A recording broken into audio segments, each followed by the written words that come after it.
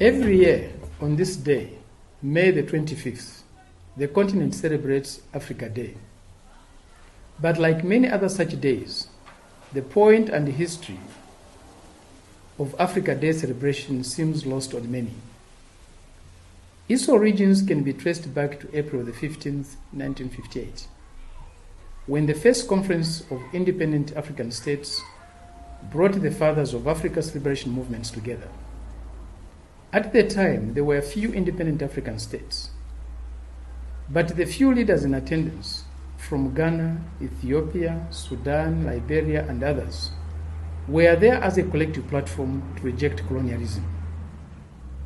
The meeting sowed the seeds of what would become the Organization of African Unity, later in 2001 renamed the African Union, launched on May the 25th, 1963, by 32 free nations. Every year since, Africa Day has been celebrated on May the 25th.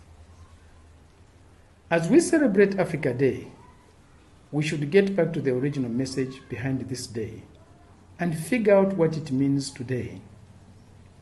Africa Unity is still a relevant and honorable goal, but making it practical means struggling against the things that divide us, the things that weaken us. If we truly cherish Africa's freedom and unity, it's impossible to accept a world order which is the full embodiment of the principles and objectives of a system that for centuries colonized us, for centuries enslaved us, for centuries looted our peoples and divided them. As we celebrate Africa Day, let's not forget that the African Union, our people's organization, that has put up the strongest fight, that has provided the most support and resolutely defended the interests and just causes and the struggles for national liberation in Africa, has not yet seen the last of itself. It will never do. If Africa freedom has to be meaningful, the United Nations must be reformed and democratized. The Security Council's dictatorship must cease. The General Assembly's rights should be acknowledged, as it represents every state in the world. The Council should be expanded according to the present UN membership. Likewise, the International Monetary Fund must be transformed and democratized. It should no longer be a worldwide political destabilizing factor and a financial policeman for the interests of the powerful.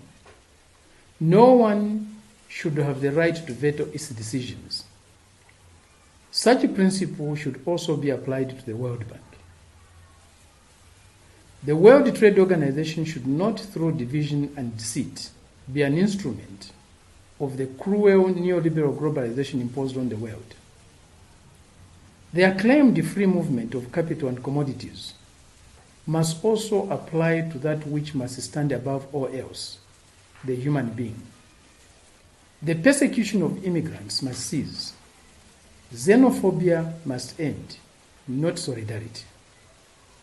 Neoliberal globalization is rapidly destroying nature, poisoning the air and the waters, killing the forests, causing soil erosion, depleting and wasting natural resources, changing the climate.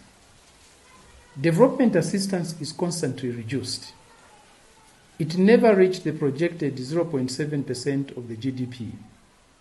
And as an average, it has decreased to 0.25%, 0.2% in the richest country. They want to turn us into an immense free zone with a cheap labor force and not even taxes to pay. No hopes for the children, no hopes for the elders and the sick.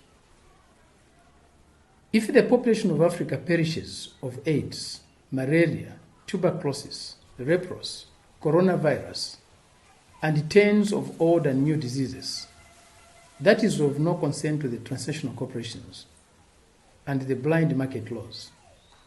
What counts to them is the extraction of oil, gold, diamonds, platinum, copper, chrome, uranium, and other valuable resources.